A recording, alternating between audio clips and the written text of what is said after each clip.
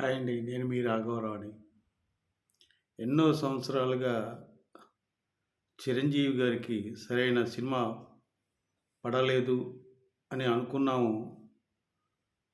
కొన్ని సినిమాలు 'ఖైదీ నంబర్ 150' కావచ్చు, 'సైరా నరసింహారెడ్డి' కావచ్చు, 'వాల్తేరు వీరయ్య' కావచ్చు, 'గాడ్ ఫాదర్' కావచ్చు హిట్ అయినయి. కానీ మన యొక్క వింటేజ్ చిరంజీవి అంటే ఆ అప్పటి 'ఘరానా మొగుడు' లాంటి హిట్టు, 'యముడికి మొగుడు' లాంటి hit, 'gang leader', 'జగదేవియుడు', 'Athiloka Sundari' ఇటువంటి అద్భుతమైన సినిమాలు, సూపర్ డూపర్ హిట్లయిన సినిమాలు పడలేదు అంటే కారణం ఏంటంటే, చిరంజీవి గారికి సరైన కథ ఇంతవరకు దొరకలేదండి. ఇప్పుడు అనిల్ రావిపూడి గారు తన యొక్క హీరో, తన అభిమాన హీరో, చిన్నప్పుడు చూసి పెరిగిన అనిల్ రావిపూడి ఆయన చుట్టూ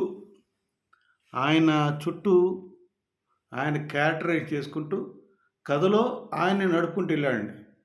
సహజంగా ఎవరైనా ఒక కథ అనుకుని కథలో పాత్రలు ప్రవేశపెడతారు. కానీ ఈయన శంకర్ వరప్రసాద్ గారిని తయారు చేసి దాన్ని కథలో చొప్పించి మొత్తం అంతా వరప్రసాద్ గారిదా సినిమా నడిపించాడండి. అందుకే ఈ సినిమా అంతా ఘన విజయం సాధించిందండి. ఎందుకంటే ఆయన ప్రతి క్షణం, ప్రతి సెకను సినిమా ఫ్రేమ్‌లో కనిపిస్తాడండి.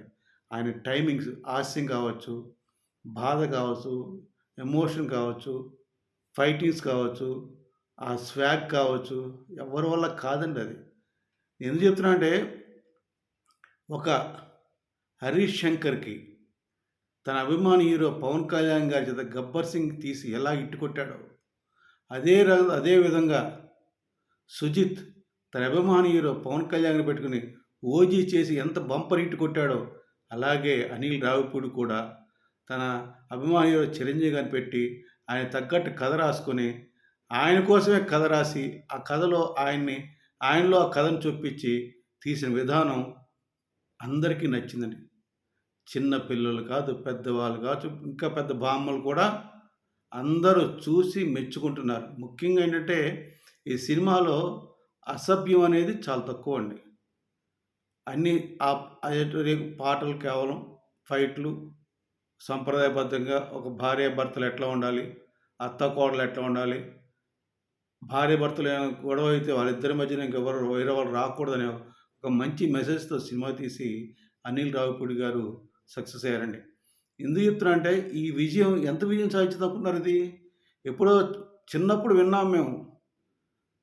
ఎడ్ల బండిలో కట్టుకొని ఎడ్ల బండి మీద వచ్చి సినిమా చూసేవాళ్ళండి. 'లవ్ కుశని', 'బాలరాజు' సినిమాలు, పాత సినిమాలు. తర్వాత మా టైంలో 'గ్యాంగ్ లీడర్' కావచ్చు, లేదా 'అడవి రాముడు' కావచ్చు, ఆహ్, ప మన 'ప్రేమాభిషేకం' కావచ్చు, 'ప్రేమ్ నగర్' కావచ్చు, ఈ సినిమాలన్నీ మామూలుగా జనం చూసారు. హౌస్‌ఫుల్స్ అయినయి చూసారు. కానీ ఇదేంటండి అసలు ఇది? అప్పుడంటే ఒక 2 థియేటర్లు, 3 థియేటర్లు ఇచ్చేవాళ్ళు సినిమా. ఇప్పుడేంటి? ఊర్లో అన్ని థియేటర్లు, అన్ని షోలు అవే పడుతున్నా కూడా ఆ జనమేంటి? ఎంత జనమండి? చాలా చోట్ల ఆ రోజుల్లో చూశాను నేను. ఇప్పుడులాగా ఈ ఫైబర్ చైర్స్ కాదండి అప్పుడు. ఇనప చైర్స్ ఉండేవి. ఇలా మడిచిపెట్టి చైర్స్ ఉంటాయి. అవి తెచ్చి కూర్చి ఏస్తే సినిమాలు చూసేవాళ్ళండి ఆ రోజుల్లో. నేను చెప్పేది ఎప్పుడు 70స్ సంగతి చెప్తున్నానండి. 70స్, 80స్ మధ్య చెప్తున్నాను. అటువంటి రోజుల్ని ఆ రోజులకి తీసుకెళ్ళిపోయి జనం అట్లా చూస్తున్నారంటే వేళ్ళనిబెరిగా సినిమా టికెట్ దొరకకపోతే మళ్ళీ ఇంకొక సెకండ్ షో 12 గంటలకు షో ఏసి వాళ్ళని డిస్కరేజ్ చేయకుండా అభిమానుల్ని, సినిమా చూడడానికి వచ్చిన ప్రేక్షకుల్ని ఏమాత్రం డిస్కరేజ్ చేయకుండా అర్ధరాత్రి అయిన సినిమాలు వేసి వాళ్ళందరినీ సాటిస్ఫై చేస్తున్న సినిమా థియేటర్ యాజమాన్యానికి నేను నమస్కారం పెడుతున్నాను. ఎందుకంటే కేవలం అభిమానులే కాదండి, సినిమా థియేటర్ల యాజమాన్యం కూడా ఈ సినిమాకు ఉన్న ఆదరణ చూసి, ఆ వచ్చే జనం చూసి వాళ్ళు ఎందుకంటే ప్రేక్షకులు ఈ మధ్య చాలామంది కామెంట్లు చేస్తున్నారు. ప్రేక్షకులు రావట్లేదు థియేటర్లు పాడైపోతున్నాయి, సినిమా హాల్స్‌ని తీసేసి ఫంక్షన్ హాల్ చేస్తున్నారు, లేదా కమర్షియల్‌గా మారుస్తున్నారు. సినిమా దగ్గరికి ఇప్పుడు సినిమా థియేటర్ లేవు అసలకి. సినిమా థియేటర్ లేక, ఎక్స్‌ట్రా షోలు ఎయలేక ఉన్న థియేటర్‌లోనే సగం కుర్చీలేసి ఈ యొక్క ఫైబర్ కుర్చీలేసి సినిమా చూపిస్తున్నారు. ఎందుకోసం? సినిమాకి జనం అట్లా వస్తున్నారు. దట్ ఈజ్ చిరంజీవి గారు. What a person, what a person. 70 సంవత్సరాల వయసులో కూడా స్వాగ్ ఏమిటి? ఆ ఈజీనెస్ ఏమిటి? ఆ హాస్యం టైమింగ్ ఏంటి అసలకి? ఆ డాన్సులేంటి? ఆ యొక్క ఎమోషనల్ సీన్స్‌లో ఆయన నటించిన నటన ఏంటి? హ్యాట్స్ ఆఫ్ అండి చిరంజీవి గారు. అటువంటి నటించారు. సినిమా అంత రంజింప చేసింది గనక ప్రజలంత అభిమానంతో చూస్తున్నారు. ఎక్కడండి? 5 రోజుల్లో 226,00,00,000 గ్రాస్ అండి. ఐదో రోజు వచ్చిన డబ్బులు 15,500,00,000 అంత షేర్ వచ్చింది. అది ఐదో రోజు వచ్చిన తెలుగు సినిమాలన్నిటికన్నా కూడా హైయెస్ట్ షేర్ అండి అది. ఇవాళ కూడా ఆరో రోజు కూడా దూసుకుపోతున్నారు అసలకి. మామూలుగా దూసుకుపోవట్లేదండి. ఎక్స్ట్రా షోలేస్తున్నారు. ఆల్రెడీ బుకింగ్స్ అయిపోతున్నాయి. చాలామంది దిక్కుమాలి ఎదవలు ఉంటారండి యూట్యూబుల్లో వాటిలో. వాళ్ళు ఎంతసేపు ఏంటంటే ఈ యొక్క బుక్ మై షో టికెట్లే చూస్తారు. బుక్ మై షో టికెట్లు ఓన్లీ సిటీస్‌లో ఉంటాయండి. బీసీ సెంటర్‌లో బుక్ మై షో టికెట్లు అమ్మరు. డైరెక్ట్ థియేటర్‌లో అమ్ముతారు. ఆ టికెట్లు లక్షల్లో అమ్ముడుపోతున్నాయి. ఇక్కడ బుక్ మై షోలోనే మన శంకర వరప్రసాద్ గారికి 3,00,000 టికెట్లు 30,00,000 టికెట్లు అమ్ముడుపోయినాయి. ఓన్లీ మై బుక్ షోనే. అలాగే డిస్ట్రిక్ట్ యాప్ ఉంది. ఇంకా చాలా యాప్‌లు ఉన్నాయి. ఆ యాప్‌లు ఎన్ని టికెట్లు దిగినాయో తెలీదు మనకి. బయట ఈ బీసీ సెంటర్‌లో ఎన్ని టికెట్లు అమ్మారో తెలీదు మనకి. ఇప్పటికే సినిమాని దాదాపు 1,00,00,000 మంది చూసారండి. Are you believe? మీరు నమ్ముతారా? నిజంగానండి 1,00,00,000 మంది చూసారండి. What a surprise! ఎప్పుడు అసలకి పూర్వంలాగా ఏ 2, 3 థియేటర్‌లయితే కాదండి. ఒక్కొక్క ఊర్లో 200 షోలు, 150 షోలు, 100 షోలు ఆడుతుందంటే మాటలా అండి? అసలకి నా భూతో నా భవిష్యత్ అండి. ఆయనకి సరైన సినిమా పడితే చిరంజీవి గారికి ఎలా ఉంటుందో 2026 జనవరిలో అనిల్ రావిపూడి చేసి చూపించాడండి. ఎన్ని షోలు ఫుల్ అండి అసలకి. మిగతా సినిమాలు కూడా ఆడుతున్నాయి. 'అనగనగా ఒక రోజు' కావచ్చు, 'రాజాసాబు' కావచ్చు, తర్వాత 'నారి నారి నడుమూర' కావచ్చు, 'భక్తమాస విజ్ఞప్తి' అన్ని సినిమాలు ఆడుతున్నాయి, చూస్తున్నారు.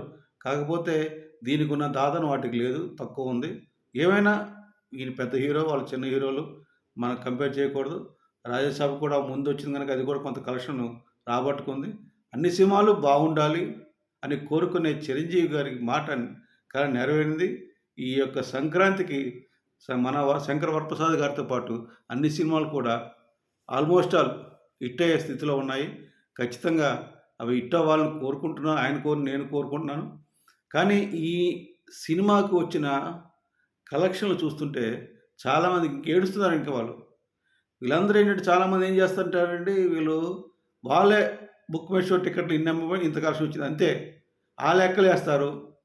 ఒక దౌర్భాగ్యం ఏంటంటే ఎదవలందరికీ ఈ సోషల్ మీడియా ఎదవలందరికీ కూడా సినిమా వాళ్ళు ఒరిజినల్ కలెక్షన్‌లు ఏసినా కూడా వీళ్ళకి ఎక్కువగా కనిపిస్తది. అదే కొంతమంది అయితే ఫేక్ కలెక్షన్‌లు ఏస్తారండి.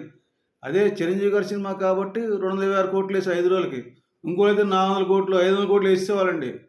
పోస్టర్‌లు ఏముంది ఆళ్ళతో ఏముంది చాలా ఈజీ కదండీ. ఒక పోస్టర్ తయారు చేయడం, రిలీజ్ చేయడమే కదా! తర్వాత ఇన్‌కమ్ టాక్స్ వస్తారు. అది వేరే విషయం అనుకోండి. అది వేరే విషయం. ఇటువంటి పనులు మెగా ఫ్యామిలీ చేయదండి. దానికి ఎగ్జాంపుల్ పవన్ కళ్యాణ్ గారు. ఆయన ఏ సినిమాకి కలెక్షన్ మాట మాత్రండి. ఎంత కలెక్షన్ ఏం చెప్పరు ఆయన. ఆయనకు అవసరం లేదు. మనం సినిమా నటించాము. అభిమానులకి, ప్రేక్షకులకి సినిమా రంజకంగా ఉండాలి. వాళ్ళు చూడాలి, ఆదరించాలి అంతే. కానీ ఈ కొంతమంది ఉంటారు. మాకు హీరోకెంత, మా హీరోకెంత. కొంత హీరోలు కూడా ఇంట్రెస్ట్ చూపిస్తారు. ఎంత కలెక్షన్, అంత కలెక్షన్. ఆ టైప్ మనుషులు కాదండి మెగా హీరోలు. నాకు తెలిసి చిరంజీవి గారికి ఎప్పుడు చూడలేదు. ఆయన అమితాబ్ బచ్చన్ గారు లాంటి వ్యక్తి కన్నా కూడా ఎక్కువ తీసుకున్నాడు ఒక 90స్‌లో. అందుకే అప్పుడు రాశారు 'బిగ్గర్ దాన్ బచ్చన్' అని. 'Bigger than Bachchan'. అమితాబ్ బచ్చన్ కూడా పెద్దవాడు చిరంజీవి అని మ్యాగజైన్‌లు ఏసారండి. 'ఇండియా టుడే' కావచ్చు, వీక్ మ్యాగజైన్స్‌లో. అదే చిరంజీవి మన అమితాబ్ బచ్చన్ ఎన్నో సార్లు చెప్పారు. మీరు చాలా పెద్ద హీరో, నాకన్నా పెద్ద హీరో అని. బయట ఎక్కడ పర్సనల్‌గా కూర్చొని మాట్లాడడం కాదండి. పబ్లిక్‌గా చెప్పారు అమితాబ్ బచ్చన్ గారండి. దట్ ఈజ్ చిరంజీవి గారండి. అంత గొప్ప చిరంజీవి గారికి మంచి సినిమా పడింది. ఆయన సినిమా పడితే ఒక గ్యాంగ్ లీడర్ ఎట్లా, ఎముడికి మొగుడు ఎట్లాగో, జగదేవిడు అతిలోక సుందరి ఎట్లాగో ఇప్పుడు చూస్తున్నామండి. ఆ యొక్క వేవ్‌నెస్ ఎట్లా ఉందో అసలు జనం తండోపతండాలుగా చూస్తున్నారు. ఆటోలే కాదండి. మన టెంపో వ్యాన్లు, అదే ట్రాన్స్‌పోర్ట్ వ్యాన్లు వాటిలో వచ్చి పిల్లలు, పెద్దలు అందరూ దిగి చూస్తున్నారు.